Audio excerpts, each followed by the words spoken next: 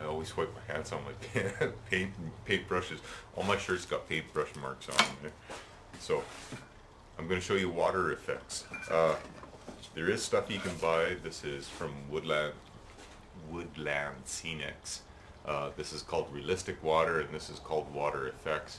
Pretty good stuff, but man, up here this is over $22 or something like that at the friggin' store. So I use it pretty sparingly when I do use this stuff, okay? And this stuff is just about as expensive, but it's a thicker version of this. So for like doing rapids and waterfalls, that works pretty good. There is other makes of it.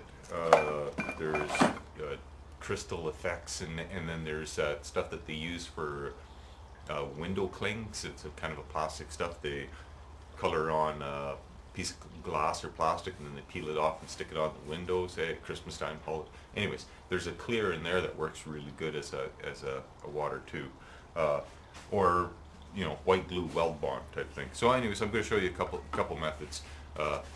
This stuff here, this is a kind of a winter diorama thingy that I'm doing. Okay, I'll zoom in here a bit and show you, see if you can see into the water. Okay, I've got the water quite deep on this one, okay, because it's going to be a pond that they're skating on in the winter time. Okay, so I wanted you to be able to see down into the water.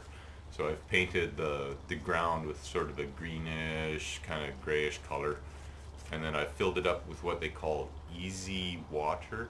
Okay, and easy water is plastic pellets. It comes in a little bag, and you melt them and then pour them into your water effect. It does work pretty good, but oh man, you got to experiment with the stuff, and kind of yellows on you if you heat it up too much. It's messy. You got to work quick. It sometimes doesn't harden all the way, and then you've got to kind of use a hot air gun, like a heat gun for paint stripping, you know, and you heat it up and then you melt your styrofoam around. Make sure, if you do use that stuff, make sure you make a plaster base. Use like a plaster Paris or something, you know, something good and solid and heat proof type thing before you pour that stuff into it. Okay, if you're using this stuff, okay, like for instance on a swamp here, the heck is that? Anyways, on a swamp that I'm starting here, you have sort of hummocks and stuff, and you can pour that water in among the hummocks.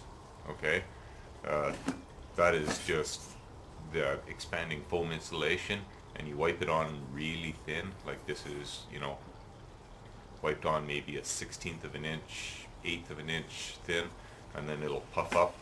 Okay, and then I've gooped it and I've flocked it, and then I've poured that water effects in the middle of it just to give me sort of a, you know, and then I'll do plant grass and stuff in here and make it look like it's kind of a swampy type effect. I did notice on this stuff though that there was something left on top of it, and it left an imprint. So when you do, if you do this, this was Woodland Scenics water effect, but with any of them, don't put anything on top of it, because now I've got China written in the water from whatever I left on top of it. Okay, now this one here is another little sort of a bonsai type dishy diorama that I'm doing, and I've got one of my wire trees there, and over here I've got a little bit of a waterfall coming down into a creek. Okay, this here I did with that water effects type stuff, and you just kind of put it on and let it dribble down, and you know, you have to work slow. It goes on milky white, but then it dries solid, and then the bottom part here I poured just weld bond white glue in there, which dries nice and clear. Okay, that works pretty good. The other methods I'm just going to kind of tell you about. Okay, if you're doing a sort of a flat terrain, like in a lake or something like that, you can use a mirror. Okay, glue it to your old broken piece of mirror, glue it down, and then cover it up with plaster, and then the mirror becomes your water surface.